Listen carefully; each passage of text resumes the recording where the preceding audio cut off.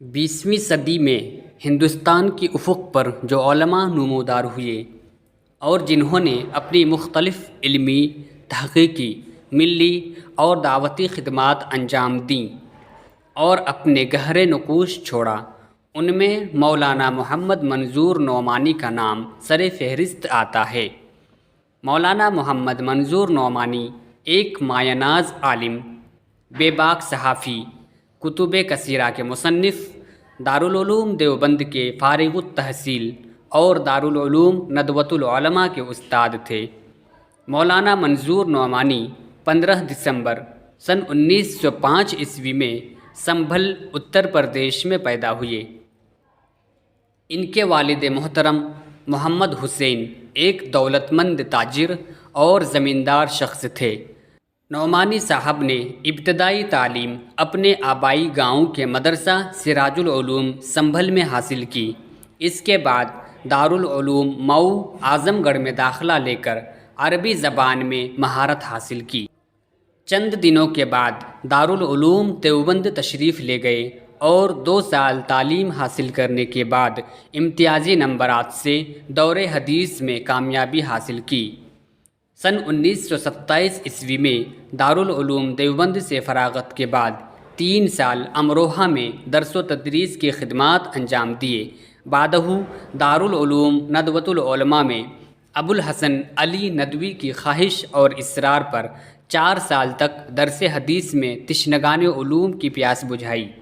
جہاں تک مولانا محمد منظور نعمانی کی علمی اور صحافتی خدمات کا تعلق ہے تو انہوں نے 1934 عیسوی سے ماہنامہ الفرقان شائع کرنا شروع کیا، جو آج بھی مسلسل شائع ہو رہا ہے۔ اس کے علاوہ آپ نے بہت سی کتابیں بھی تصنیف کی۔ موصوف نعمانی صاحب کے سید ابوالاعلیٰ مودودی سے بہت گہرے تعلقات تھے۔ وہ جماعت اسلامی کے بانیوں میں سے تھے۔ سن 1941 عیسوی کی تاسیسی مجلس کے 7 اراکین میں سے ایک تھے، جس میں سید ابوالاعلیٰ مودودی کو امیر جماعت منتخب کیا گیا تھا، جبکہ مولانا منظور نعمانی کو نائب امیر منتخب کیا گیا۔ جماعت کی سرگرمیوں میں آپ نہ صرف پیش تھے بلکہ 6 ماہ کے بعد سن 1942 عیسوی میں جماعت کا مرکز پٹھان کوٹ منتقل ہو کر وہیں کے مقیم ہو گئے۔ مولانا موصوف صاحب دارالاسلام کے پہلے محتسب کے عہدے پر فائز کیے گئے اور چند ہی دنوں بعد سن 1942 عیسوی میں جماعت اسلامی سے استعفیٰ دے دیا۔ مولانا منظور نعمانی نے جس دور میں جماعت اسلامی چھوڑی تھی، اسی دور میں ایک دوسری تحریک نمودار ہو رہی تھی جس کا نام تبلیغی جماعت تھا۔ بانی تبلیغی جماعت مولانا الیاس کاندھلوی کی محنت سے متاثر ہو کر دیگر علماء بھی اس جماعت میں شامل ہونے لگے تھے۔ مولانا منظور نعمانی نے بھی تبلیغی جماعت کی طرف توجہ دی اور اس کی سرگرمیوں میں شامل ہو گئے۔ یہی نہیں بلکہ مولانا الیاس کاندھلوی کے پاس کئی مہینے گزارے اور ان کے مشن کو آگے بڑھانے کی پوری جد و جہد کی۔ اسی درمیان ان کے ملفوظات کو جمع کر کے ایک کتاب کی ترتیب دی۔